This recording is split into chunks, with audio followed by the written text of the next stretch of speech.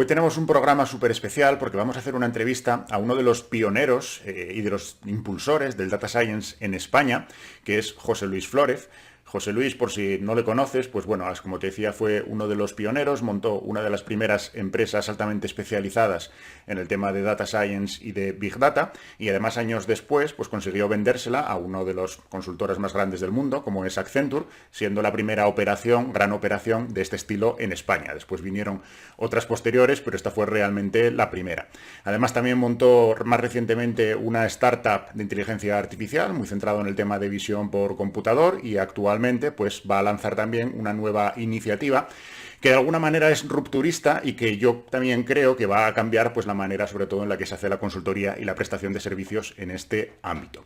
Entonces, como te digo, es una fuente grandísima de conocimientos. Vamos a hacer una entrevista muy interesante, vamos a hacer un repaso por todo lo que ha sido pues la crónica desde el inicio, desde el surgimiento y el desarrollo de Data Science en España. Por tanto, bueno, pues si estás dentro de este ámbito, creo que te va a gustar muchísimo, ¿no? Conocer todo lo que ha sido esta historia, y además también pues vamos a charlar sobre cuáles pensamos, sobre todo las que piensa él, que son las claves del desarrollo de Data Science y inteligencia artificial, Machine Learning en la actualidad y también para los próximos años, ¿no? Entonces, como te digo, súper interesante, quédate hasta el último minuto porque te aseguro que va a merecer la pena.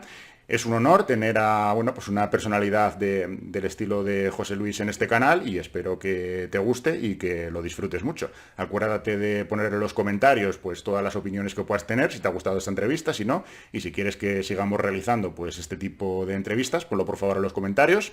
Y nada, sin más retraso, comenzamos con la entrevista. Bueno, pues hoy tenemos un programa muy interesante y muy especial porque también tenemos un invitado muy especial, José Luis Flórez. ¿Qué tal estás? Muy bien, ¿qué tal? ¿Cómo estás, Isaac? Encantado de estar aquí. Bueno, José Luis es uno de los pioneros en Data Science en España y una de las personalidades pues, más influyentes en todo este ámbito. Y le he invitado y me ha encantado que lo aceptara porque la idea es hacer pues, como un repaso, casi una crónica de lo que ha sido la historia y el desarrollo de Data Science en España, ¿no? Entonces, un poco también de la mano de experiencia como la de José Luis en primera persona, pues vamos a ir haciendo este repaso y vamos a ir hablando pues, un poco del pasado, del presente y del futuro. Yo creo que podemos empezar haciendo esa crónica, ¿no?, de cómo se ha ido desarrollando todo este ámbito. Luego hablaremos un poco de cuál es la situación actual. Yo creo que aquí también José Luis pues, tiene unas cosas muy interesantes, un nuevo proyecto muy interesante del cual también nos va a comentar, y también pues, me gustaría aprovecharme un poco de su visión para preguntarle también pues, cuál piensa que pueden ser las próximas líneas de desarrollo del ámbito de Data Science, inteligencia artificial y Machine Learning pues, en los próximos 3-5 años en España, ¿no? Entonces, normalmente yo suelo empezar pidiéndole al entrevistado que se presente, pero bueno, pues también conociendo el carácter humilde de José Luis, me voy a permitir el lujo de presentarle yo, porque si no, a lo mejor creo que se dejaría en el tintero cosas que son interesantes también de conocer, ¿no? José Luis, como os decía, es uno de los pioneros, una de las personalidades más relevantes. Empezó pues, montando una startup que fue Neometrics, que fue de las empresas pues, más punteras en todo el desarrollo de nuevas tecnologías en el ámbito de Data Science y de Big Data. Después protagonizó también, yo creo que posiblemente, ahora nos dirás, ¿no?, pero la primera gran operación de venta dentro de nuestro ámbito, cuando se vendió Neometrics a una multinacional como es Accenture.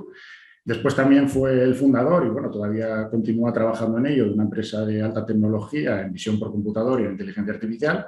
Y actualmente, como os decía, pues también está haciendo un movimiento en el mercado, que fue precisamente el otro día cuando lo vi, y bueno, pues quise invitarle también para que nos hablara un poco de ello, que creo que también tiene como un enfoque muy renovador y muy rupturista, ¿no?, en el mundo de los servicios y de la consultoría, y que, bueno, pues atendiendo a todos estos precedentes, pues no me cabe duda de que seguramente será la pauta que llevará pues gran parte del mercado en los próximos años.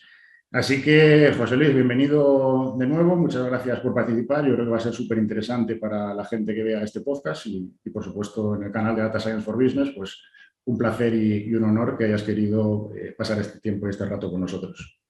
El placer es mío y encantado de poder charlar contigo, Isaac. Genial.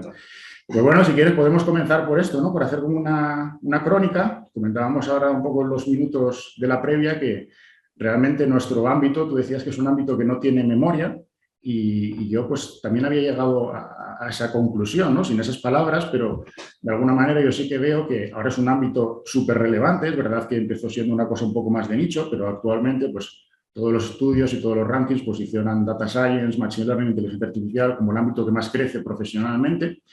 Y sin embargo, para esta relevancia que tiene en el mercado, pues yo creo que nadie había hecho o ha hecho todavía pues una crónica, ¿no? Tampoco vamos a hacer nosotros una cosa demasiado extensa, pero lo mismo que a lo mejor, pues esto, hay crónicas de lo que fue la movida madrileña en España o lo que fue, pues no sé, la historia de la música o de la televisión. Yo creo que para lo que es nuestro ámbito puede ser también súper interesante pues empezar un poco por el principio. Y yo considero que tú fuiste de las primeras personas, ¿no?, que empezasteis en España haciendo este tipo de cosas.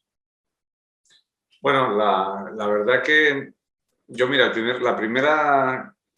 primer contacto que tuve con todo esto, que luego fue el data mining y la aplicación, digamos, de algoritmos a la toma de decisiones, ¿no? Y cómo utilizar el dato, ¿no?, como fuente para conocer la empresa y cómo lograr eficiencias, etcétera.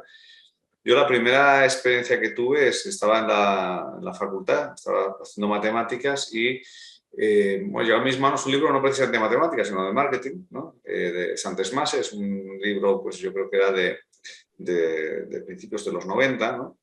Y entonces en este libro lo que decía este autor es que el futuro, ¿no?, del marketing va a ser un marketing científico, ¿no?, donde todas las decisiones se van a sustentar en un análisis de datos, ¿no? Y me pareció muy sugerente, ¿no?, la combinación de un ámbito tan, digamos, tan eh, sólido a nivel conceptual y metodológico, como era el ámbito más estadístico, ¿no? Y luego todo lo que era, que en ese momento para mí era totalmente desconocido, el mundo de de la gran empresa, ¿no? Y me llamaba mucho la atención, ¿no? Yo de alguna manera siempre había encontrado pues una cierta falta de sentido práctico en todo lo que era el estudio de las matemáticas, ¿no? Metido además en un ámbito de aprendizaje que era muy abstracto, ¿no?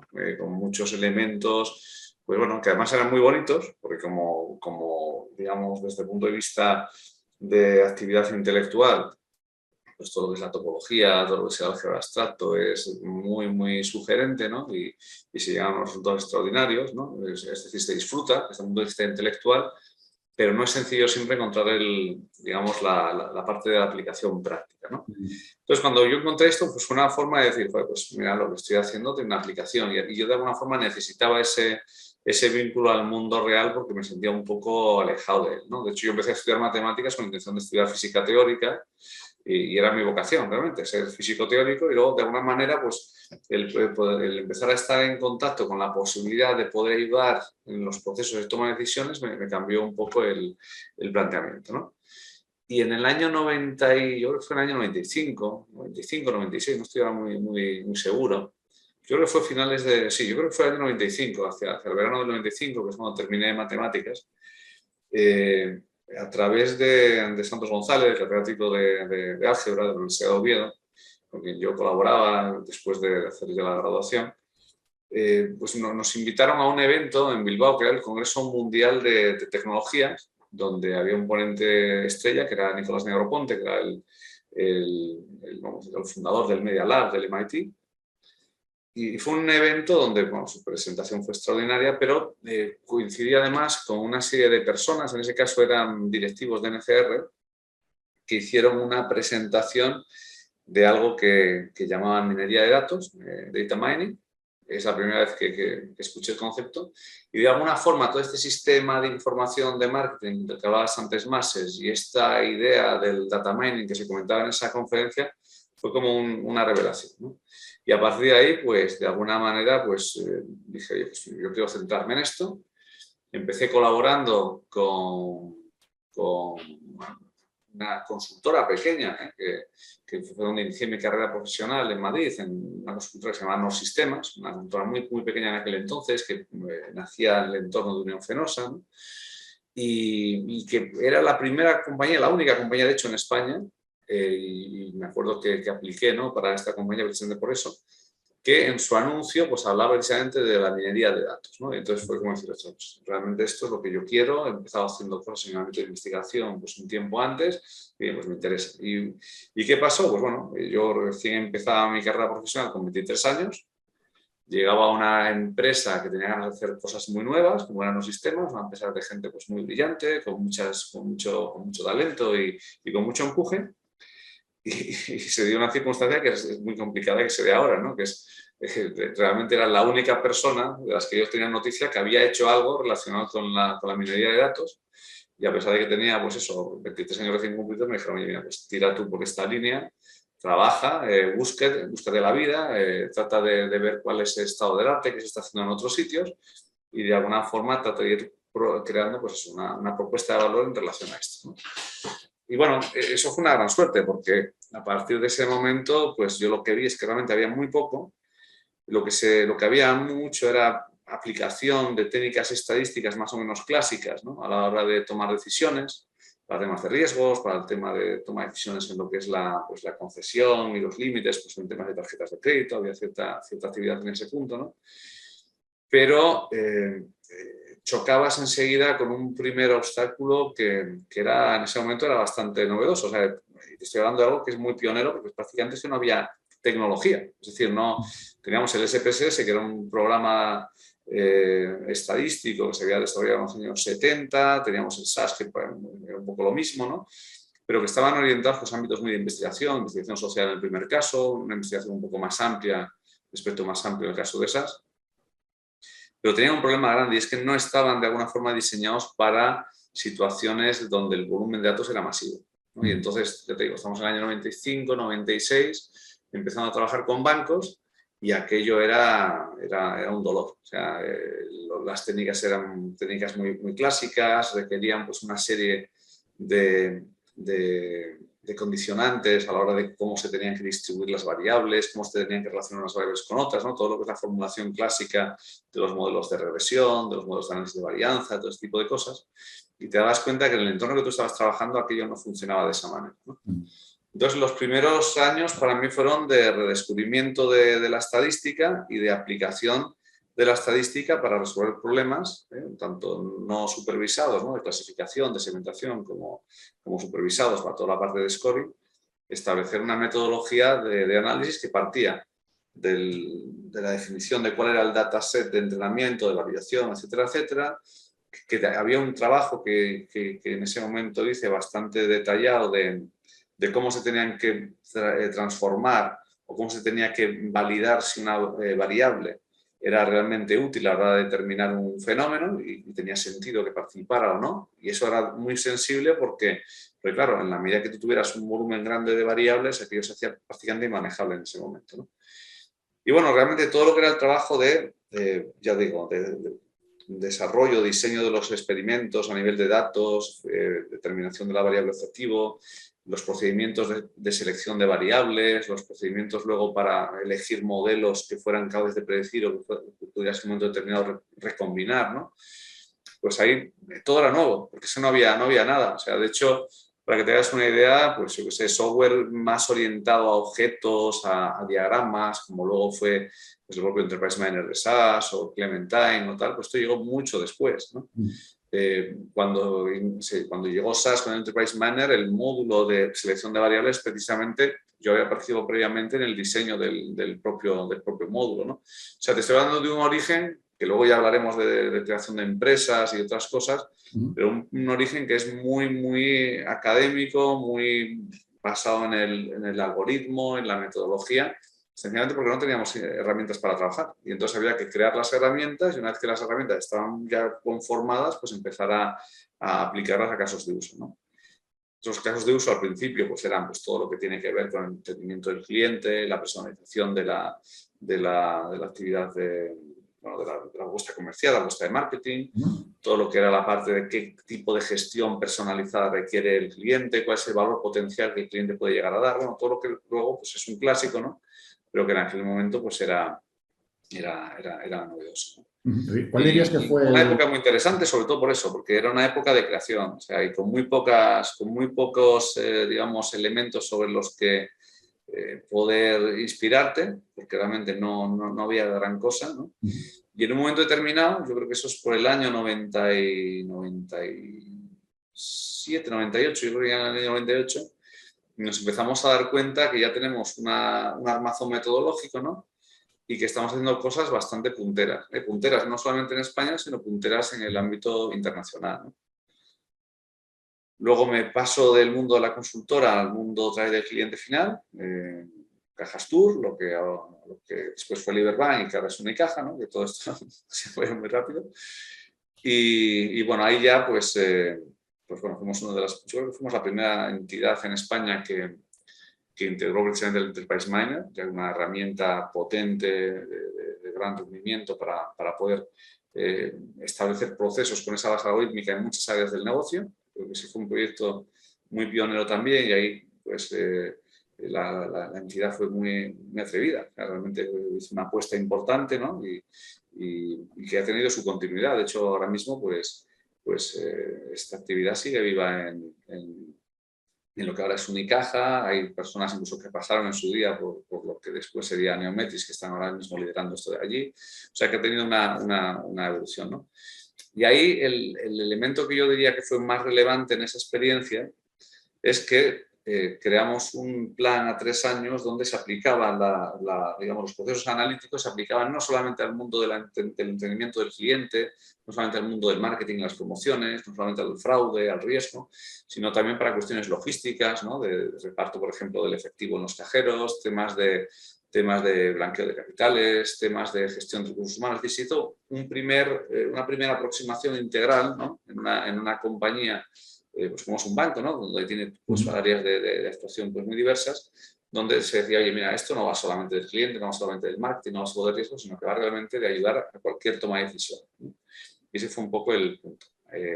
Allí estuve 2 años hasta que en el año 2000 justamente me incorporó a SAS, que eso fue una decisión pues, muy positiva. SAS es la compañía de referencia y era en ese momento pues, tenía la supremacía, ¿no? En todo lo que era la parte de desarrollo de tecnología, aplicación de tecnología para la toma de decisiones, no solo estadísticas, sino más allá.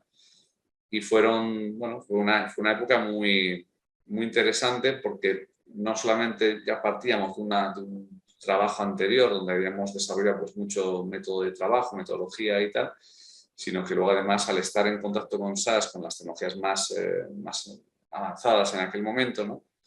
Eso por un lado, y luego por otro lado la grandísima intensidad comercial que tenía SAS, ¿no? Yo al dirigir el área de preventa, el área donde de alguna manera tratamos de crear trajes a medida de cada cliente, claro, que yo eran, no sé, semanalmente a lo mejor 4 o 5 reuniones con 4 o 5 clientes todas las semanas, semana tras semana, año tras año, y claro, eso fue la mejor universidad a la hora de entender las necesidades de un cliente, fue la mejor universidad que uno puede tener, ¿no? Ahí pues incorporé parte de mi equipo que venía en ese caso de Cajastur, incorporando más gente, hasta que en el año 2003 pues dijimos, mira, es el momento de rentabilizar toda esta experiencia previa y vamos a crear nuestra propia compañía consultora. Creemos que cada vez hay más necesidad de este tipo de aproximaciones en las empresas. No está evolucionando de una forma igual la oferta, es decir, la demanda está creciendo, pero la oferta no está desarrollándose. Es necesario un líder y aplicamos una estrategia muy simple, que por hoy sería imposible, que era, oye, sabemos qué personas hay en el mercado que realmente están haciendo cosas en este ámbito de la minería de datos. Vamos a tratar de captar a todo el talento que podamos, de tal manera que una parte significativa de todo el talento que hay en España trabajando en estos temas va a estar con nosotros, en esta compañía que se llama Neometris, ¿no? Y esa fue la estrategia. O sea, realmente fuimos incorporando gente con mucho talento, mucha experiencia y pioneros, ¿no? Y posiblemente, pues yo diría que quizás una quinta parte de todo ese talento que había en España en ese momento, pues probablemente estuviera de alguna forma vinculado a lo que era Neometris. Y bueno, esa es un poco la primera parte de la historia. Y Neometris, pues el enfoque que teníamos desde muy al principio es, oye, vamos a ser creativos, vamos a innovar, vamos a divertirnos haciendo esto. No vamos a hacer un tema de tratamiento de datos a nivel base de datos, como hay muchas compañías que hacen y hacen bien, sino que eso, no vamos a traicionar nuestra función y nuestra posición relacionada con el análisis avanzado del dato, ¿no? Y yo creo que ahí sí nos mantuvimos muy fieles a ese principio Llegamos a tener en la compañía más de 100 personas.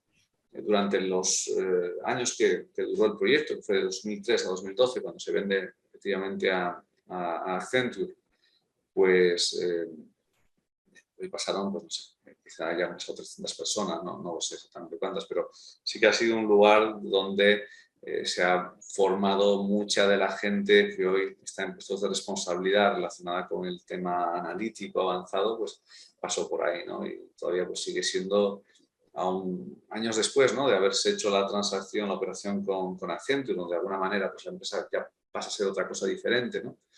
Pero bueno, sigue teniendo su nombre, sigue teniendo su prestigio y bueno, eso es un motivo de satisfacción, ¿no? Sobre todo pues el reconocer a tanta gente que pasó por ahí, que habéis pasado por ahí y que está pues eso, emprendiendo, teniendo responsabilidades en grandes corporaciones. Bueno, pues un motivo de satisfacción muy grande, ¿no? Iba a preguntarte antes que cuál había sido el primer gran proyecto en el mercado, en el ámbito empresarial, no académico, pero por lo que comentas, pues seguramente fue aquel de Liberbank, ¿no? Porque además o sea, me ha sorprendido el tema de que no únicamente se aplicara a los ámbitos más tradicionales, sino que ya en aquel momento, en el 97-98, empezara a diversificarse también pues, con los temas de operaciones, de logística, de recursos humanos y todo esto. O sea, que Bueno, podemos decir que aquel sí, fue realmente el primer gran proyecto en cronológicamente, España. sí, pero cronológicamente, o sea, que realmente fue anterior. O sea, probablemente el Banco Santander fuera probablemente el pionero en España, ¿no?, en todo esto, ¿no? Y no mezclo, ojo, no considero, aunque se podría considerar también, ¿no?, dentro de esta historia que tú decías, de todo lo que es la parte esta analítica, para la toma de decisiones, no estoy considerando ya toda la parte de riesgos, ¿vale? Porque es verdad que la parte de riesgos ha tenido ya, por cuestiones obvias, ¿no?, ha tenido su trayectoria, su historia, ¿no? Y en ese sentido, yo no diría que es estrictamente minería de datos. De hecho son modelos que son más simplificados, ¿no? También tienen Más que ver tradicionales, justamente ¿no? Más de algunos. aprendizaje estadístico y no tanto con la parte de Machine Learning. Sí. Entonces, el pionero fue el Santander, yo creo. Aquí España en un momento determinado, en los años 90, se convirtió en una potencia, años 90 y primera década del siglo siguiente, ¿no?, del siglo actual. Creo que durante ese periodo sí fue una referencia internacional. ¿Por qué? Porque el tractor que tiró del todo el sector fue precisamente la banca. Y la banca española es una banca muy tecnificada, es una banca muy innovadora. Cuando BBVA pues, está en Estados Unidos, o lo mismo pues, un Santander, ¿no?, pues en UK y en otros sitios, realmente a nivel tecnológico son compañías muy respetadas. Y eso internamente es una de esas primeras cuestiones que llaman la atención, pero es así. Realmente el sector bancario español es un sector muy avanzado y que sirvió de tractor de muchas de estas capacidades, ¿no? Empezamos trabajando ahí en el Santander, pues aplicando pues, todo lo que es ese enfoque, digamos, de modelos de scoring, de propensión, de cómo optimizo mis campañas de marketing, cómo consigo con el mismo presupuesto generar un impacto económico mayor, ¿no? Esos son los años pues, no sé, de Beatriz López, de Beatriz Sanz también, que se incorporó un poco después. Y bueno, son pioneras, ¿no?, también en ese mundo, ¿no?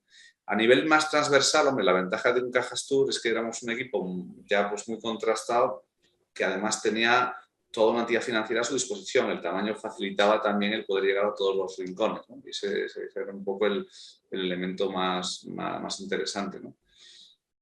Pero digamos que donde yo veo que hay un despegue en términos metodológicos, es precisamente en la época de Neometrix, ¿no? Hay varias líneas que son muy importantes.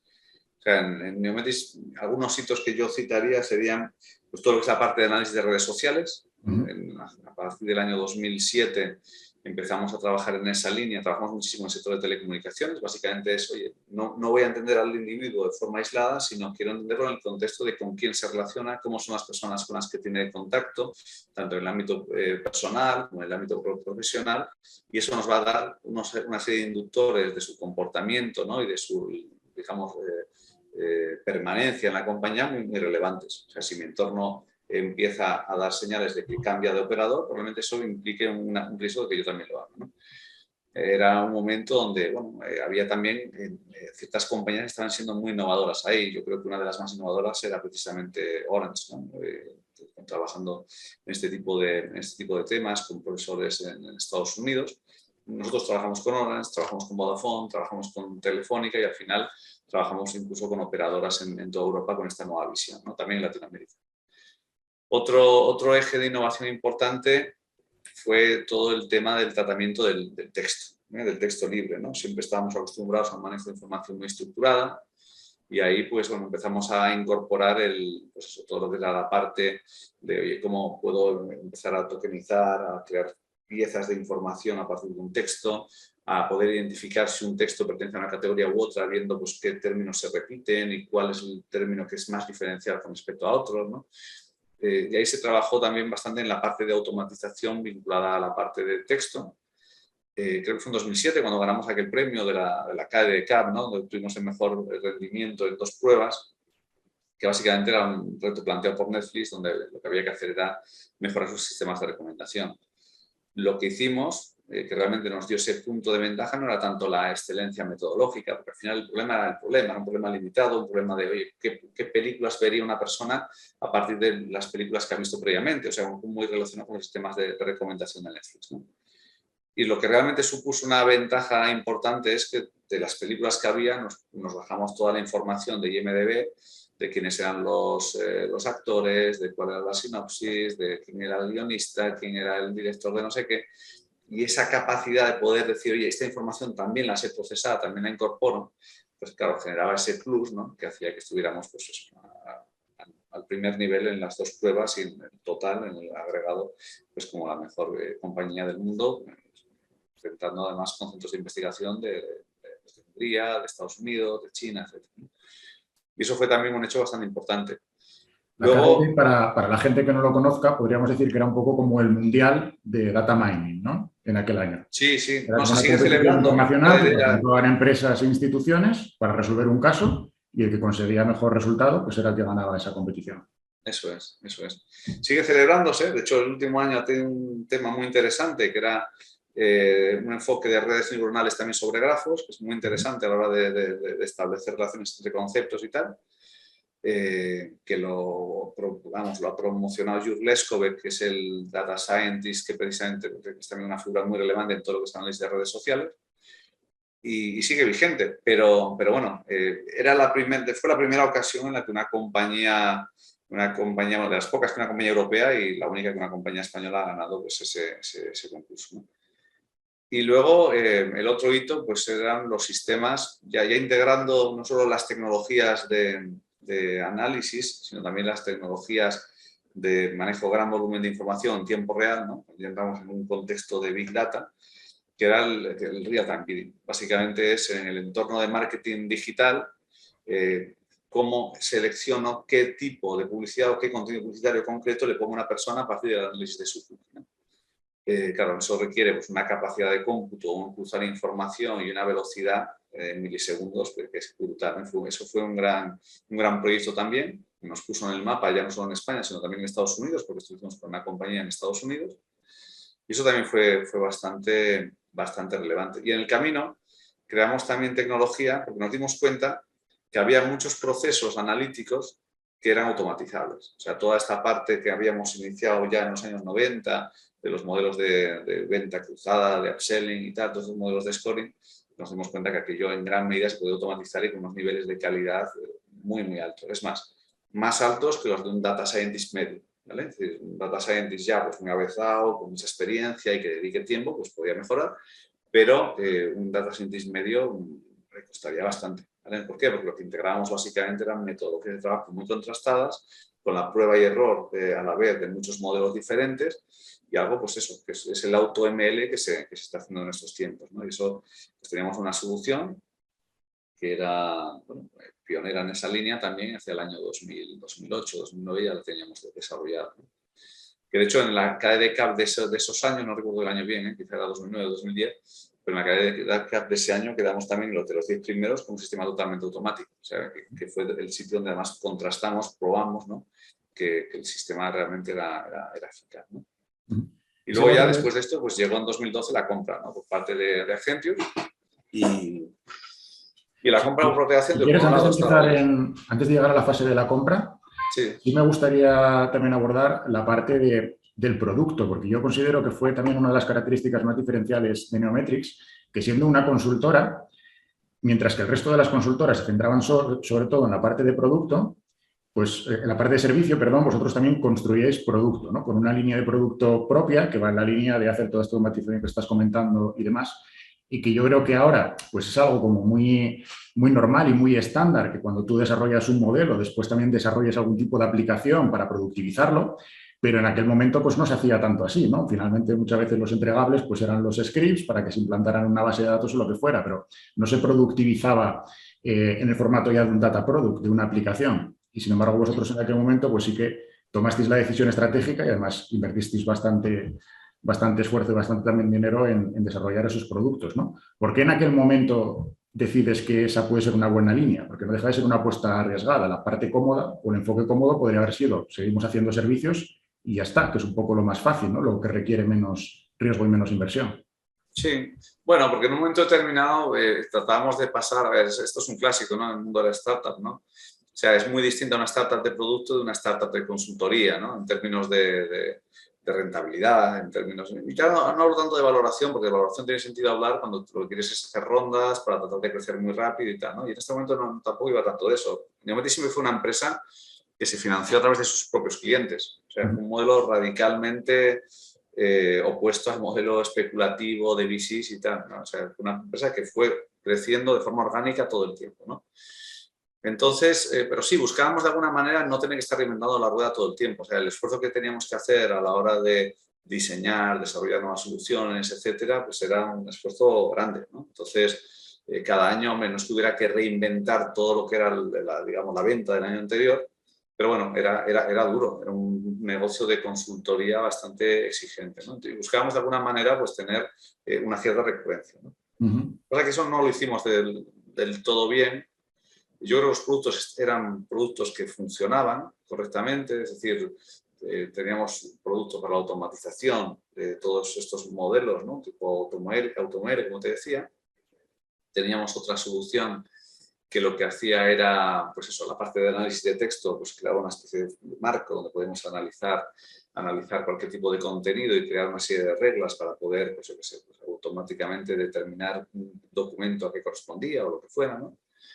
Teníamos un sistema de automatización de marketing y gestión de campañas bastante potente, muy potente, que vendimos para varios clientes y era bastante completo, comparable pues, a los que en ese momento podía haber en el mercado, como los propios SaaS, que tienen su propia solución de gestión de campañas, o Única, bueno, soluciones están muy extendidas. Yo creo que básicamente lo que hizo que no pudiéramos ejecutar la estrategia del producto fue que llegó la compra de Accenture, ¿no? La compra de Accenture llegó en 2012 y esa época era la época en la que ya estábamos, digamos, cogiendo una cierta inercia, un cierto volumen en la parte de producto. Y contra todo pronóstico, porque yo realmente me pareció un dispendio, ¿no? Yo creo que se debe a que las grandes compañías a veces compran, pero no saben muy bien qué están comprando. No se dio vida a los activos, ¿no? Eran activos que estaban ahí, que se habían auditado durante el proceso de compra, se había hecho incluso un análisis muy en detalle del código para ver que no hubiera elementos de código de terceros, todo estaba muy limpio, muy bien, o sea, el trabajo ahí de Accenture, pues como es Accenture, ¿no? Un trabajo de una precisión, ¿no? A nivel operativo brutal, ¿no? Pero desde el punto de vista de negocio eso no se produjo. Luego también internamente había ciertas reacciones, ¿no? Había ciertas reacciones a poner en valor un software de un tercero porque de alguna forma yo creo que debilitaba la posición de algunas áreas, ¿no? Vinculadas a la tecnología dentro de la organización a nivel mundial incluso, ¿no? Pero bueno, sí, básicamente yo el recuerdo que tengo de eso, como lo resumiría de forma un poco así simplista, se guardó en un cajón y se quedó ahí. Entonces, básicamente la operación al final de Neometrix fue una operación de incorporación de talento, básicamente. Se renunció a la marca de salida, o sea, ya no somos Neometrix, somos Accenture.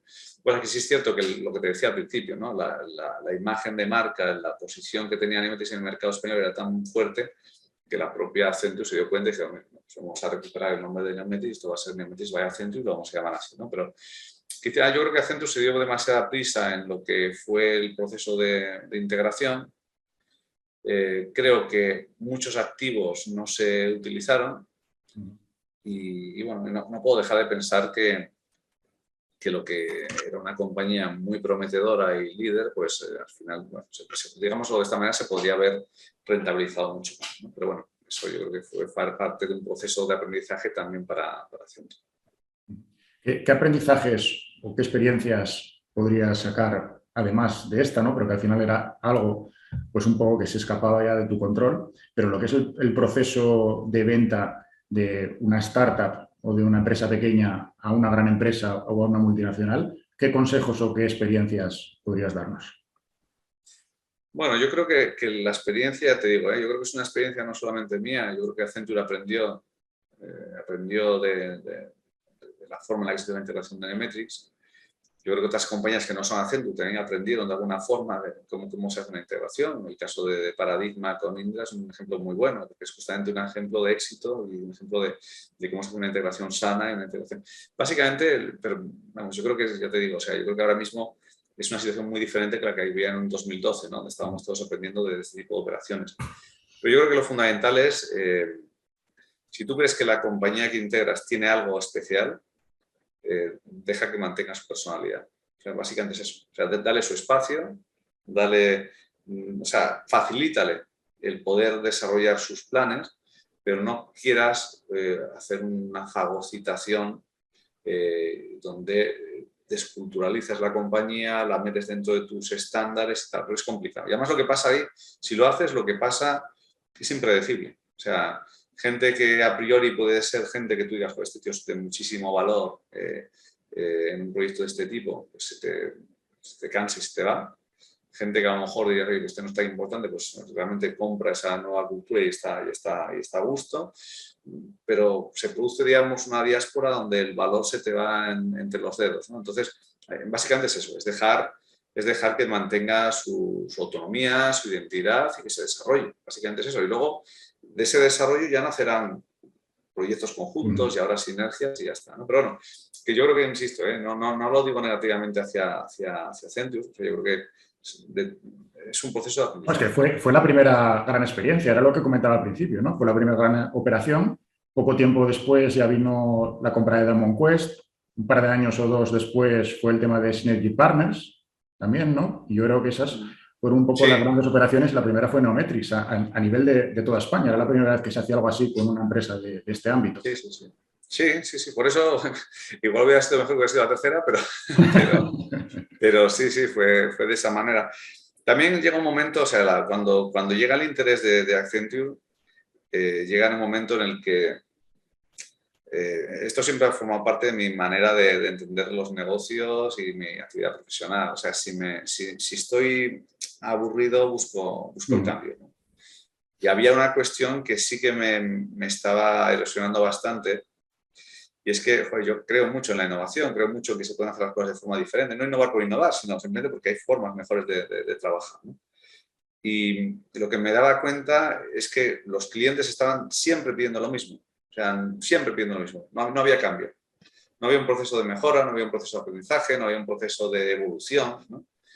Y eso me cansaba. Entonces digo, bueno, si los clientes no evolucionan, ¿será que lo que hacemos no es tan relevante para ellos? Porque si fuera relevante tendrían que evolucionar, ¿no? Entonces estaba un poco cansado ya del mundo de la consultoría, con lo cual, pues oye, era forma también de hacer tabula rasa y decir, mira, este proyecto ha sido un proyecto de éxito, lo rentabilizamos con una venta en buenas condiciones, estoy un tiempo en Accenture y luego cambio otra cosa, ¿no? Que fue lo que pasó. En definitiva, al final estuve, pues eso, no llega a 3 años en Accenture, una experiencia de la que evidentemente también saco cosas muy positivas, ¿no? Porque fue una experiencia muy interesante, conociendo una gran corporación por dentro, con una responsabilidad también internacional, ¿no? Como responsable global de la práctica de Data Science, viendo en esa faceta de Narendra Mulani, que era el socio director a nivel global de la parte de Analytics. Y, bueno, quieras que no, el estar atendiendo pues, a reuniones, a personas, ¿no? Que están liderando la estrategia de una compañía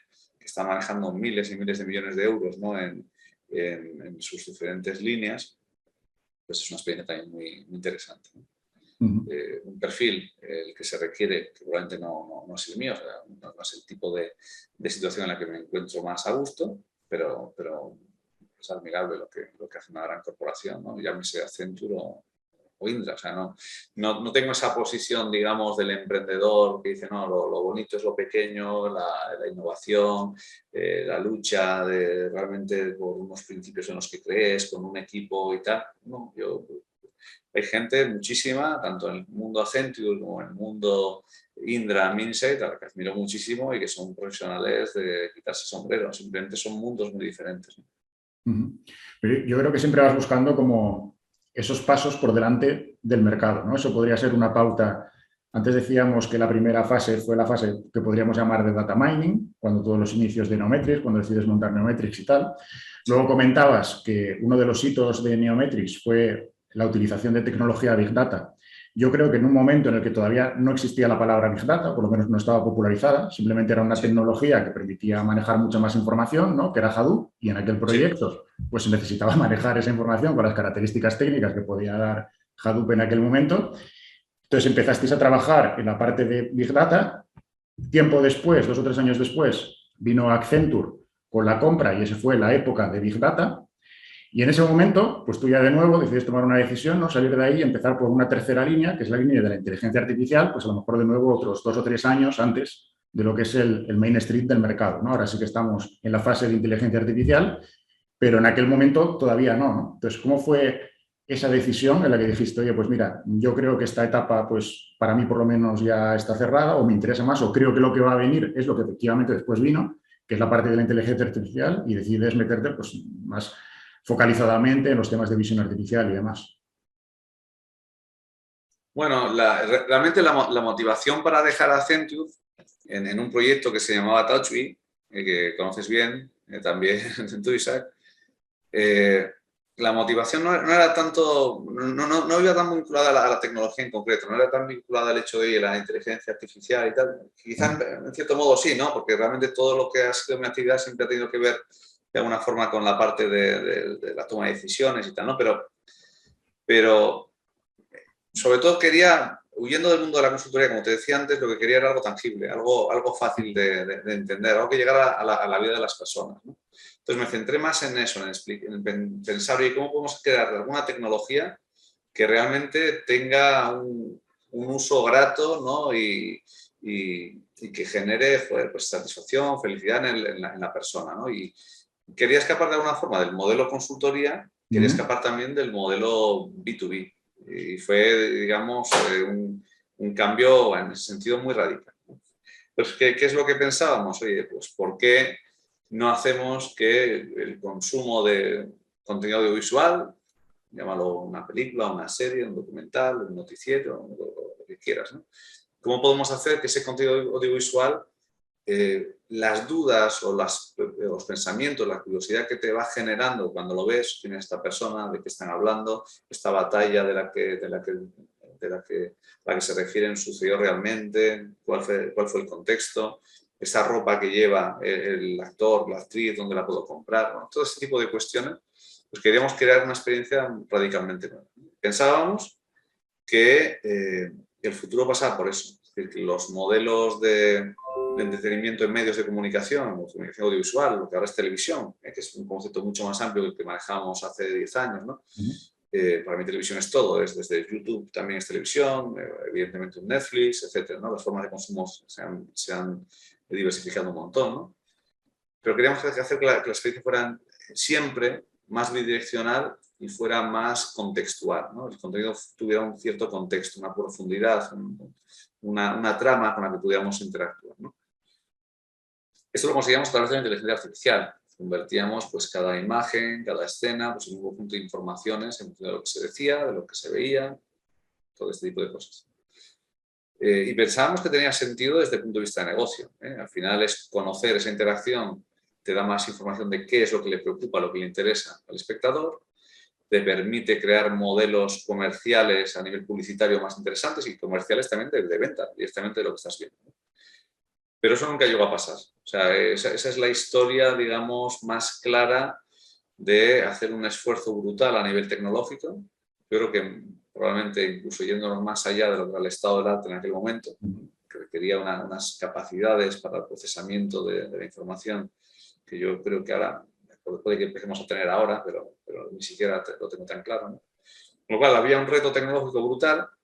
Otro reto tecnológico brutal que no era previsto, que es el de hay tantas formas de interactuar con el contenido que para que esto realmente funcione tienes que crear aplicaciones para móviles, aplicaciones para set-top boxes, aplicaciones para televisiones inteligentes.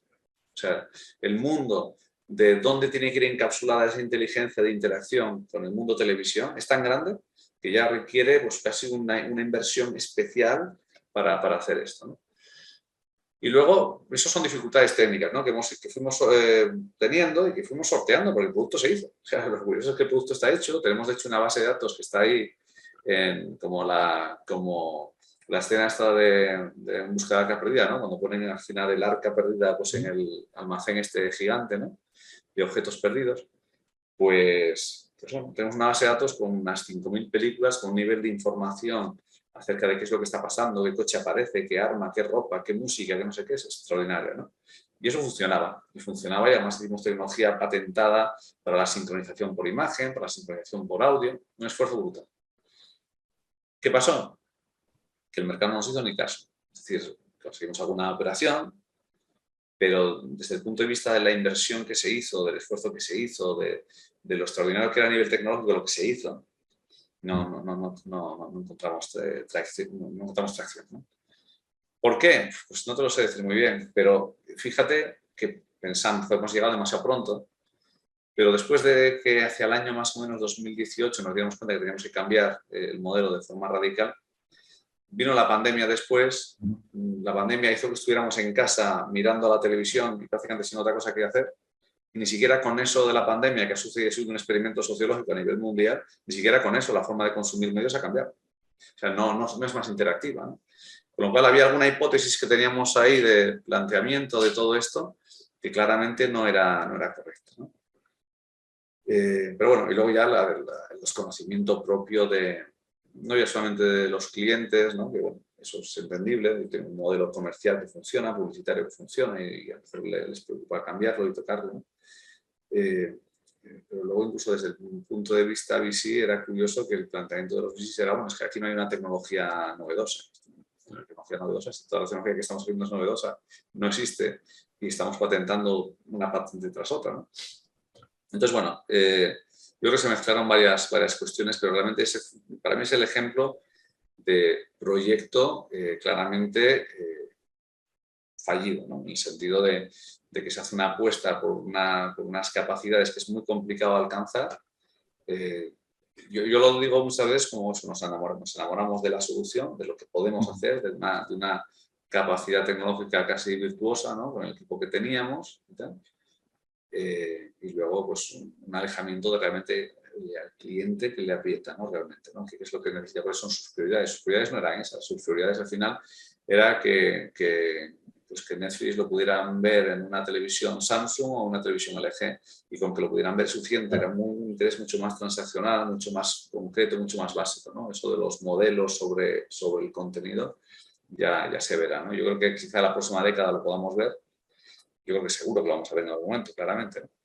Entre otras cosas porque con todo esto del multiverso y todo esto de la presencia de la persona en la escena y que sea protagonista y tal, pues vamos hacia ahí. Sí, eso te iba a decir.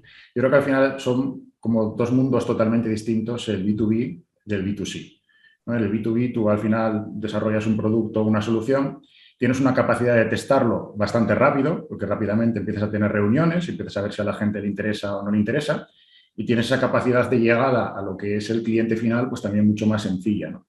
El B2C al final necesitas millones y millones y millones, sobre todo si es una cosa de cambio de hábitos. Si eres tú el que quieres proactivamente intentar cambiar cómo las personas reaccionan ante la televisión, pasar de un modelo unidireccional a bidireccional, todo esto, pues a lo mejor Facebook lo consigue. A lo mejor Facebook lo consigue con Meta, ¿no? Porque tienen todo ese potencial. Claro. Pero claro, si no eres Facebook, pues es algo que es muchísimo más difícil. No, totalmente. O eso ya de alguna manera lo inicia alguien y tú consigues mejorarlo y meterte en ese camino, pero el empuje lo va poniendo alguno de los grandes, de los enormes, o si no, pues es más complicado, ¿no? Es un mercado muy diferente a B2B. Sí. Sí, luego también en este tipo de cosas, en este tipo de aventuras, tú nunca sabes lo cerca que has estado. O sea, yo recuerdo muchas veces pues estas situaciones, no sé, pues con AT&T en Estados Unidos, con Posible en Alemania, situaciones donde has estado muy, muy cerca, de decir, vamos a integrar esto en nuestros procesos. O sea, que realmente la distancia a veces que has podido tener entre algo que digas tú, mira, ya tenemos el modelo, el caso de uso, ¿no? Y el modelo económico ya lo tenemos montado y tenemos un cliente que ya le da sentido a todo esto, incluso que puede ir generando un estándar a partir de esto, ¿no? Pues eso es bastante, o sea, es curioso, ¿no? A veces lo cerca que estás, ¿no? Es curioso también ver, bueno, en general creo que hay poca atracción, igual que te decía antes al principio, ¿no? que en los años 90, ¿no? La sofisticación de los bancos traccionó todo el mundo del machine learning y la analítica avanzada en España. Yo creo que las grandes corporaciones podrían ayudar a traccionar bastante más, ¿no? en este sentido. Pero bueno, en definitiva, esa fue una experiencia, ya digo, hasta más o menos el año 2018. Y a partir de 2018 lo que decimos es, oye, pues mira, la tecnología que hemos desarrollado y las capacidades que tenemos pueden ser muy útiles. A lo mejor el mundo de la tele no es el mundo, a lo mejor hay que volver al mundo real. Y entonces ahí pues hicimos un cambio que yo creo que fue bastante afortunado en el sentido de decir, oye, pues vamos a centrarnos en ser capaces de entender el mundo físico. Es más, ser capaces de entender el mundo físico de la misma manera que estamos ya acostumbrados a entender el mundo digital. Es muy sencillo poder hacer un seguimiento de qué hacen las personas en tu página web, ¿no? Qué productos miran, con qué comparan, dónde se engancha con alguna cosa, qué les cuesta, dónde al final efectivamente convierten y acaban cerrando la compra y tal. Pero bueno, vamos a tratar de hacer lo mismo en el mundo físico, en el mundo de la tienda, el centro comercial, los temas de seguridad también, ¿no? Y empezamos a trasladar toda la tecnología pues, a lo que era la gestión y el uso de la información de videocámaras, ¿no? Y ese sí que fue un cambio, también con el cambio de nombre, un cambio de nombre hacia Dive, que es la denominación que tiene ahora la compañía. Y es ahí donde hemos encontrado pues, mucho valor y ahí sí hemos encontrado pues, un mercado donde tú tienes a tus competidores, tienes a tus clientes, tienes tus contratos, tienes tus ingresos y ahí estamos en un mundo más, digamos, más sólido, ¿no? Más sólido y además afortunadamente, y es lo bueno de esta historia después de todos esos giros que fue dando, ¿no? Donde además pues da la casualidad que estás en el momento adecuado de esas veces, igual que pasaba lo contrario en el caso de Media, ¿no? En este caso hemos encontrado el momento adecuado en el lugar adecuado. ¿Cuál es el lugar adecuado? El mundo de la visión artificial aplicada al mundo real, la necesidad de los negocios de digitalizar el mundo físico y, bueno, y ahí sí que hemos encontrado pues, un resultado pues, muy interesante, ¿no? Y ahora la compañía pues, está impulsando su actividad pues, en Latinoamérica, en Europa, desde luego en España y también en Oriente Medio, ¿no? Y eso ha sido una historia bueno, por una parte de resiliencia, que yo le valoro muchísimo al equipo, ¿no? La capacidad de adaptarse, de reinventarse, ¿no? de cambiar, porque el equipo técnico giró 180 grados en relación al que había inicialmente. Y bueno, y eso creo que es muy importante, ¿no? El tener esa capacidad de decir, oye, yo voy a estar aquí intentándolo hasta que lo consiga, no me voy a dar por vencido y si aquí hay valor lo voy a encontrar, ¿no? Y ese es el compromiso que yo creo que un emprendedor tiene que tener para sí mismo y para los inversores que confían en el proyecto, ¿no? Y ese es un poco el objetivo que hemos seguido también durante estos años y bueno, yo creo que más cerca que nunca también de una salida positiva, ¿no? De toda esta aventura. Y ahora en paralelo, pues también estás empezando con este nuevo proyecto que también de alguna manera es disruptivo, ¿no? Por lo menos en la medida en la que se hace la oferta de servicios, no sé si de consultoría, un poco más amplios al mercado, que es todo el tema del pre-plan. Cuéntanos un poco sobre este proyecto. Pues mira, esto sucede justamente eso, hace 3 años, que es cuando te decía que se hace este giro giro del mundo media al mundo físico por parte de Dive, ¿no? Y entonces yo ahí me doy cuenta, digo, mira, yo en esta transición, en este giro estratégico no voy a poder ayudar. Es decir, yo no me voy a meter en la parte técnica, más allá de lo que es el ayudar al recruiting del nuevo equipo técnico que vas a necesitar, pero luego vas a tener que estar un tiempo desarrollando producto antes de poder entrar en una actividad comercial, en el desarrollo de todo esto y tal. Entonces en ese momento dije, mira, me doy un paso al lado, la jefatura de la compañía la dejamos en manos de una persona que supo dar ese giro, es Sharik Hussain, un socio de la compañía que nos permitió hacer ese giro durante esos años, ¿no? Y entonces yo digo, mira, pues doy un paso al lado y voy a tener esa labor, digamos, de acompañamiento como presidente de DAI a nivel más estratégico, pero en mi día a día, pues oye, no es necesario que yo esté aquí, ¿vale? Entonces, da la casualidad de que en ese momento Indra, Minsait, me pide, oye, pues queremos hacer un cambio, ¿no?, de nuestro posicionamiento en temas de inteligencia artificial y bueno, llegamos a un acuerdo en el cual pues yo mantengo una posición, digamos, como asesor. Cristina Ruiz, que es la consejera delegada, me pide, oye, pues cómo podemos dar este giro a la compañía, ¿no? Claro, al principio no sabes, ¿eh? Dices, bueno, vamos a ver cómo está la compañía internamente. Estoy trabajando durante un año muy cerca, bueno, en el equipo de tecnologías avanzadas de Minsait para entender un poco cómo funciona la empresa, qué tipo de cosas hacen, etcétera. Y lo que me encuentro es una compañía en la que hay muchas experiencias muy variadas en el ámbito analítico, pero es la típica situación que tú encuentras en una empresa que actúa de forma reactiva, ¿no? Que tienes muchas, muy dispersas, pero no tienes, digamos, una masa crítica ninguna, ¿no? Es decir, no te puedes posicionar como soy un experto en esto, ¿no? Hacer alguna línea en concreto, sobre todo para algún mercado, energía, etcétera, sí que hay soluciones con un nivel de conocimiento muy profundo, pero me refiero más a la parte estrictamente algorítmica analítica, ¿no? Pues no había esa expertise, ¿no? Y entonces, claro, el siguiente punto es decir, pues, ¿cómo conseguimos dar a esto una dimensión propia? Y empezamos a pensar la posibilidad de incorporar, o sea, de comprar compañías. Igual que se compró en su día pues, un paradigma, pues oye, pues quizás hay compañías similares en la parte analítica que se pueden comprar, ¿no? Y bueno, oye, es posible, pero nos encontramos que las que hay tienen tamaños que no son muy grandes y al final pues tienen líneas de actuación que también son bastante estrechas. Es decir, si nosotros queremos dar toda la amplitud que tiene un Minsait, que es enorme, pues es muy complicado hacerlo vía compras y tendrías que estar comprando pues, muchas empresas distintas.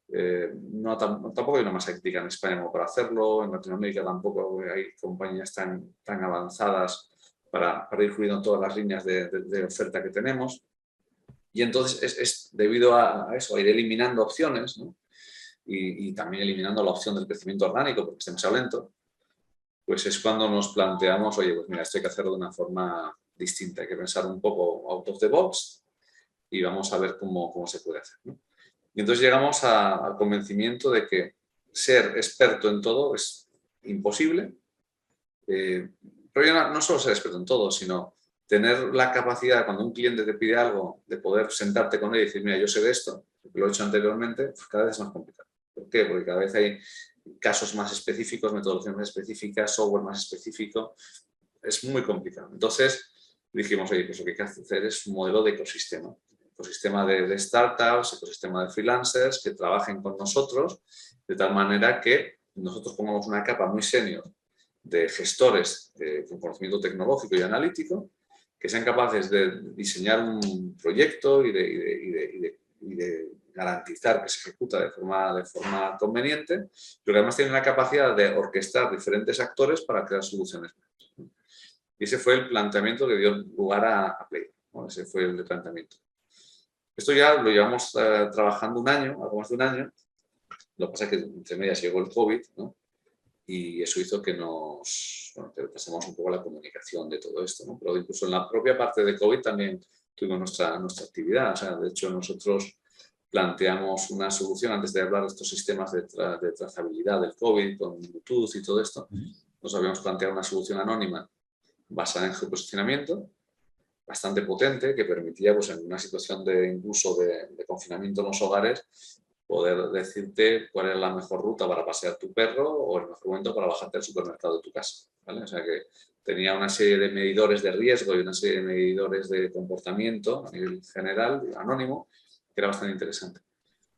Aquí se llegó a una situación en la que no se podía hablar de ese posicionamiento como un tema, yo creo que casi fundamentalista, porque no hubo tampoco un diálogo, un debate técnico. De hecho, yo creo que los propios tecnólogos españoles, europeos, etcétera, etcétera, no estuvieron, bajo mi punto de vista, no estuvieron a la altura de la situación, básicamente porque entraron en un tema político y valoraron desde una perspectiva política que significa polarización y falta de análisis, pues cuál era la forma de enfrentar esto, ¿no?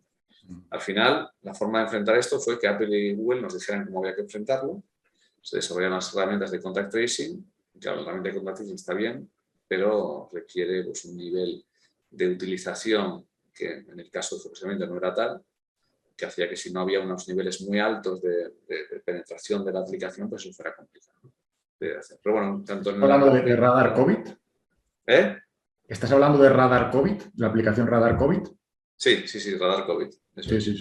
Sí, también un poco lo que comentábamos antes con el tema de TouchBee, ¿no? Incluso teniendo en este caso toda la potencia que tenía por detrás, al final es una aplicación que tiene sentido si se alcanza una masa crítica con la cual la compartición de esos datos pueda tener sentido, ¿no? Porque si al final, digamos, en un potencial de 100 personas que puedan pasar por una zona, si hay 10, 15, no sé cuánto se llegó a conseguir de penetración, que tengan la aplicación y que utilicen activamente la aplicación, significa que todavía hay 85 que no, ¿no? Entonces, tienes lo que llamáis los matemáticos el tipping point, ¿no? Ese punto de masa crítica necesaria para que al final el tema explote y funcione, que yo creo que es dificilísimo de conseguir cuando hablas específicamente del mercado de aplicaciones en B2C. Sí. ¿No? Sí, pues yo ahí soy muy crítico, pero soy sobre todo crítico porque yo participé mucho tanto en la fase del sistema de geoposicionamiento como en la del contact tracing, pues tuve ocasión de participar bastante directamente. Y no ya hablo por España solamente, cualquier país europeo, Estados Unidos, etc. Yo creo que la comunidad internacional se plegó a cuestiones políticas. O sea, no hubo un análisis, digamos, racional, profundo y real de qué tipo de tecnología y para qué tipo de uso era necesario, ¿no? Y se perdió la trazabilidad. O sea, yo creo, al final, de verdad, creo que tuvimos la suerte de que la pandemia, siendo terrible, no tuvo los niveles que tuvo, pues yo que sé, la gripe española del 18 u otras, ¿no? Porque realmente la tecnología no la utilizamos como deberíamos haberlo utilizado, eso está claro. O sea, para mí eso es evidente. O sea, la tecnología podría haber ayudado mucho más, pero no hubo, digamos, la inteligencia o la claridad, ¿no? Para poder proponer y poder defender frente a la sociedad alternativas, yo creo que mucho más eficaces de las que se llevaron a cabo. Un costo de oportunidad muy alto, ¿no? Que se perdió ahí. Estabas comentando antes una cosa que, pensando también un poco a nivel macro, ¿no? Y a nivel de tendencias, creo que es muy interesante porque yo desde la perspectiva de Data Science for Business, dedicándonos pues más en el ámbito de la formación, también hace tiempo que lo tengo identificado, ¿no? Que es el tema de la amplitud del ámbito, podríamos llamar analytics en general, con todo lo que esto conlleva por debajo. Y yo suelo utilizar una metáfora que es la metáfora de la medicina, ¿no? Yo suelo decir que al final, pues dentro de medicina, todos los profesionales de la medicina son médicos, pero después ya realmente poco tiene que ver lo que hace un cardiólogo con lo que hace un neurólogo o con lo que hace un traumatólogo, aunque todos sean médicos, ¿no? Yo creo que en algún momento este ámbito también pues, va a tener que ser consciente de eso, de que ya la complejidad se ha incrementado tanto que es imposible poder hacer todo. Y ya hablo ahora desde el punto de vista de la formación, lo que veo es que la gente se frustra muchísimo porque piensan que tienen que aprender al mismo tiempo todas las tecnologías, todo lo de Big Data, todos los algoritmos de Machine Learning, toda la metodología de negocio, toda la base de datos relacionales y las no relacionales, todos los sistemas distribuidos, todo el Deep Learning, los algoritmos tradicionales. Y eso al final es imposible, ¿no? Entonces, yo creo que tiene que llegar algún momento en el que eso también explote en el sentido de la consciencia que tiene la gente y que al final, bueno, pues se acaban dando cuenta de esto, ¿no? De que el ámbito ya es tan grande que es inabarcable. Entonces, no sé si lo que comentabas antes de Playground va un poco en ese sentido. O sea, ya es imposible disponer internamente, que una empresa proveedora de servicios pueda disponer internamente de los mejores profesionales cualificados en todo este ámbito de abanico de soluciones, ¿no? O tienes neurólogos o tienes cardiólogos, pero tener internamente neurólogos, cardiólogos y psiquiatras y podólogos, pues es muy complicado, ¿no? Sí, absolutamente. Sí. Y es más, y estamos hablando de cardiólogos que tienen que estar especializados en una patología concreta y que no te vale tampoco cualquiera. O sea, sí, el nivel de especialización es brutal. Entonces, sí, el modelo es necesario. Y es que además, no solamente es que sea obvio que el talento está fuera, es que además las tendencias de mercado también lo indican así. O sea, cada vez hay más freelancers en relación a personas que trabajan bajo una corporación, ¿no? Bajo las siglas de una corporación. y es imparable. O sea, y luego además no es independiente de la calidad. O sea, para más calidad, más tendencia a decir, mira, yo esto lo hago a mi manera, porque trabajo en los proyectos que me gustan, en lo que realmente me satisface, lo que me parece innovador, etc. Entonces, eso es una realidad con la que vamos a tener que convivir, sin duda alguna, ¿no? Todo el tema este de freelancing. También veo una diferencia, también como tendencia, ¿no? También veo una cuestión, y vuelvo otra vez al tema de esa visión histórica que comentabas al principio, ¿no? De los 90, 2000, etcétera, ¿no? Yo creo que ahora mismo estamos asistiendo a una generación de data scientists con unas capacidades, lógicamente, comparadas con las de los predecesores, pues muchísimo mayores. O sea, es como comparar, yo qué sé, como cuando ves estas imágenes de los Juegos Olímpicos de los años 30, ¿no? Y comparas ahora, ¿no? La tecnificación de todo eso, o sea, es brutal, ¿no? El cambio que ha habido en estos años, ¿no? Sí creo que el data scientist hoy está muy hipertecnificado. Creo que hay una tendencia hacia el efecto wow en las demos, ¿no? Pero veo una distancia que no es pequeña y quizás sea mayor que la que había antes, ¿no? Con el negocio. O sea, veo una distancia con el negocio muy importante por dos líneas, ¿no? O desde dos partes. Perfiles muy cualificados técnicamente, con unos posgrados a nivel analítico que son bastante mejores, ¿no? Que los que había antes, utilizando una tecnología muy superior a la que había antes, lo cual técnicamente muy superiores a lo que era el perfil Data Scientist de hace 10, 15, 20 años, ¿no?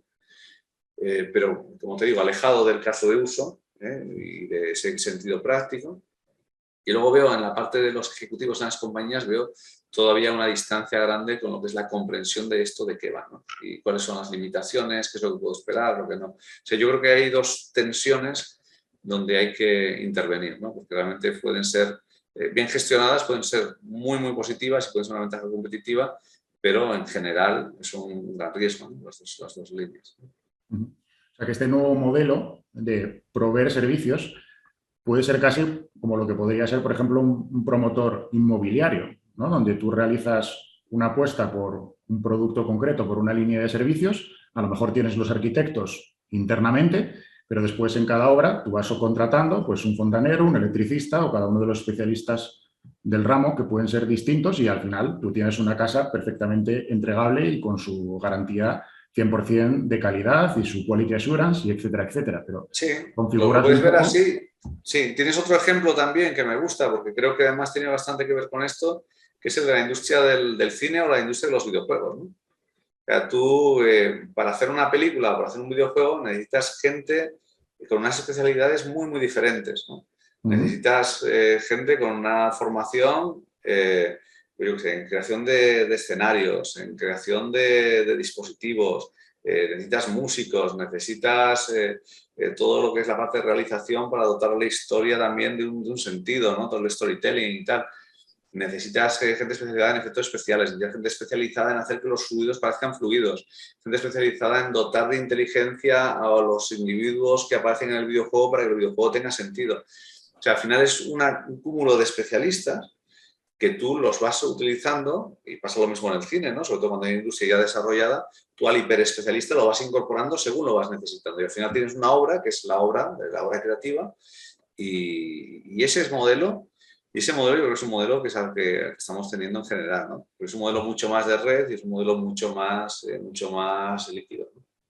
Y luego, por otro lado, por el lado de la oferta, la gente también, por todo el tema del coronavirus, el confinamiento y demás, pues se ha acostumbrado mucho más a teletrabajar y a tener ese trabajo más enfocado por proyecto y por resultados y no tanto al tema de ir a la oficina de 9 a 6 y demás, ¿no? Sí. Con lo cual, yo creo que están convergiendo como dos fuerzas del mercado por los dos lados, por el lado de la oferta y por el lado de la demanda, que hace que seguramente esto sea la tendencia inevitable del futuro. Por tanto, desde el punto de vista, digamos, un poco de consejos a la gente, y esto ya lo digo yo, esto no lo pongo en tu boca, pero son mis palabras y mi percepción, yo creo que sí que vamos a ir cada vez más a un mercado de más freelance y creo que la gente que está dentro de este ámbito, de nuestro ámbito, puede tener una carrera súper satisfactoria si tiene un alto conocimiento especializado del cual vayan tirando este tipo de empresas con modelos más distribuidos o modelos de red, porque al final pues, te permite un poco tener una gran demanda de empleo, elegir los proyectos que aceptas y los que no aceptas, cuándo quieres trabajar, cuándo no quieres trabajar,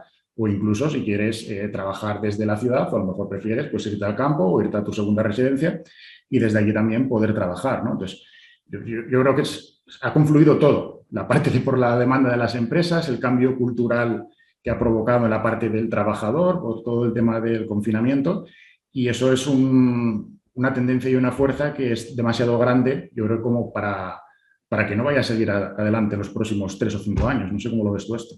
Sí, sí, total, es imparable. No, lo veo una tendencia evidente, es un tsunami. O sea, ya estamos en una fase en la que es muy, muy evidente.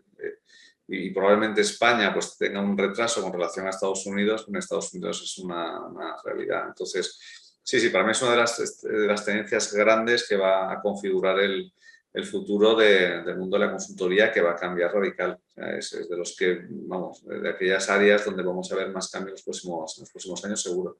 Y es una oportunidad grandísima pues, para perfiles cualificados, porque al final, pues bueno, tú cuando trabajas como freelance, el nivel de facturación que tienes y el nivel de salario que tienes es mucho mayor que cuando trabajas como empleado. Obviamente, ¿a cambio de qué? De que tienes más riesgo, de que a lo mejor durante Bueno, un tiempo tienes un claro. proyecto, después no. Pero si las grandes empresas del estilo de Indra y posteriormente otras grandes empiezan a seguir este modelo, digamos que también la demanda para freelance pues va a ser altísima, ¿no? Cuando las grandes empiezan a meterse en este modelo. Con lo cual tú al final te quitas un poco del Claro. problema de tener que conseguir nuevos proyectos, porque básicamente te van a estar persiguiendo para cuando termines un proyecto para empezar al siguiente, ¿no? Y eso al final puede significar, Sí, además de yo esa creo que flexibilidad, pues mejoras en tus condiciones económicas y bueno, pues un enfoque de carrera diferente al que conocíamos, diferente al de trabajar en una caja de ahorros, ¿no? Pero que es el futuro que tenemos por delante y que si lo sabes sí, aprovechar bien, es una excelente oportunidad. sí. Total, yo creo que es un cambio también, o sea, es como una especie de New Deal, ¿no? Es un nuevo acuerdo, es una forma distinta de repartirse el valor que se genera, ¿no? El valor aportado, ¿no? Yo creo que es más justa, ¿vale? Es más justa. Eh, Hay que hacer el trabajo, yo creo, cualquier compañía, ¿no? Las consultoras también tienen que hacer revisión de, oye, el modelo en el que estamos, este modelo piramidal que tenemos, hasta qué punto es sostenible, hasta qué punto es honesto, hasta qué punto el cliente está pagando por ese valor añadido real, ¿no? Y básicamente esto lo reconfigura y lo hace más sano. O sea, yo creo que ese punto también es interesante.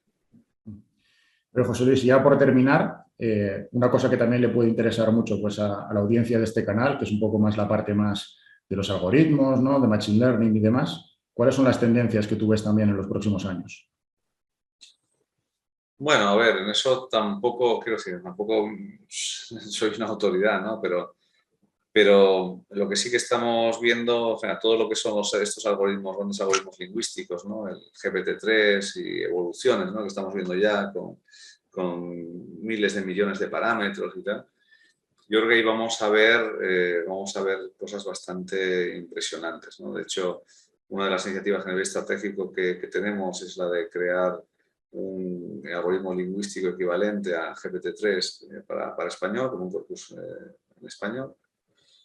Y en definitiva, bueno, pues lo que se ve, lo que son las aplicaciones más inmediatas que eso está teniendo, ¿no? En ámbitos como la creación sintética de contenidos, la capacidad de poder, pues eso, no solamente interpretar, sino crear, ¿no? Pues esa es una de las líneas que es más interesante, ¿no? Con aplicaciones que no van solamente o no tienen que ver solamente con el lenguaje, sino prácticamente con el ser capaz de trasladar de forma verbal a un sistema informático una serie de instrucciones de forma natural para que sea capaz pues de encontrarnos soluciones sorprendentes, ¿no? Y que pueden tener que ver con no sé, algo si quieres, tan anecdótico como que le puedas dar 4 instrucciones a tu ordenador para que te haga una propuesta de servicios de consultoría, ¿no? El Valhalla del consultor, ¿no? Que te haga la PowerPoint en automático.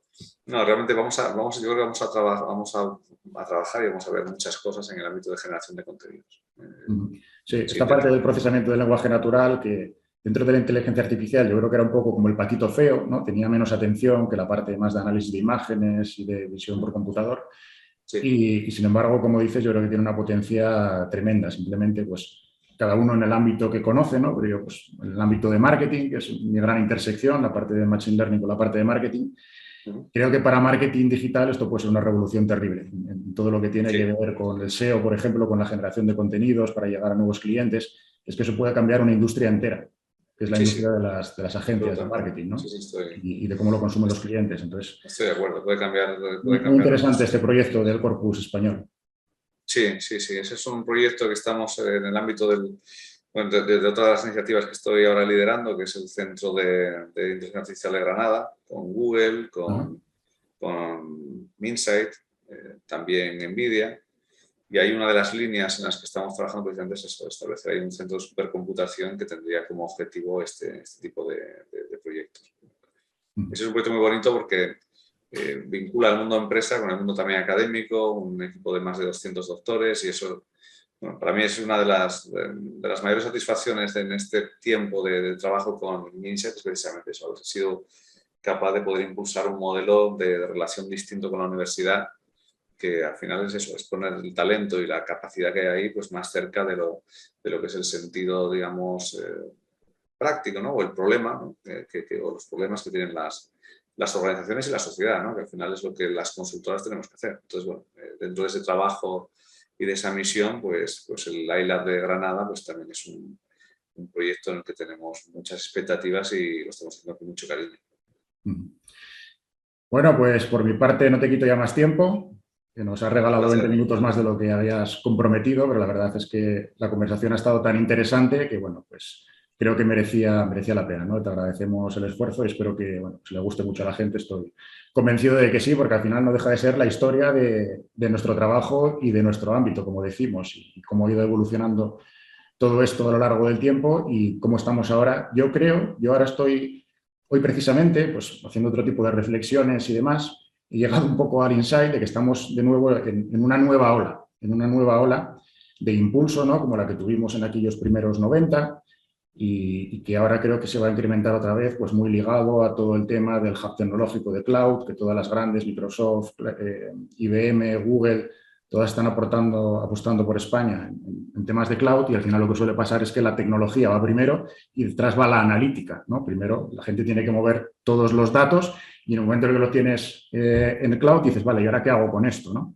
Entonces creo que eso va a ser un segundo empuje. Yo estoy convencido de que los próximos 2 o 3 años van a ser también de un crecimiento tremendo, así que nada, estamos en un área apasionante. Muchas gracias, José. No sé si quieres aportar algo más de cierre que no hayamos comentado. No, por mi parte nada más. Un placer, como siempre, hablar contigo y nada, saludar a los miembros de tu canal. Espero que les sea interesante y si hay alguna cuestión que quieran plantear, pues también estaré encantado de poder responder a lo que Seguro que les parece súper interesante. Bueno, pues lo dicho, José. Muchas gracias. Muy bien. Venga, gracias a ti.